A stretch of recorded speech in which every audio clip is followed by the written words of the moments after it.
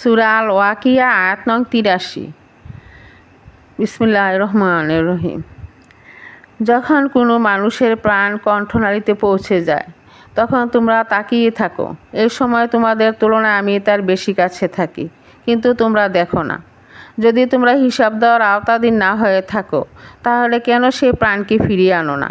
তোমরা যদি সত্যবাদী হও, পক্ষান্তরে সে যদি নৈকট্যপ্রাপ্ত লোকদের একজন হয়, তাহলে তার জন্য থাকবে সুখ, শান্তি এবং উত্তম আহার্য নিয়ামতে পরিপূর্ণ জান্নাত।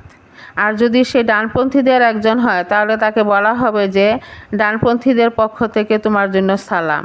আর যদি সে মিথ্যাবাদী পথভ্রষ্ট দলের লোক হয় তাহলে ফুটন্ত পানি দ্বারা তার আপ্যায়ন হবে এবং জাহিম নামক জাহান্নামে নিক্ষিপ্ত হবে। নিশ্চয়ই এ হচ্ছে এক অমোঘ সত্য ঘটনা। অতএব হে নবী, তুমি তোমার মহান প্রভুর নামে তসবিহ পাঠ করো।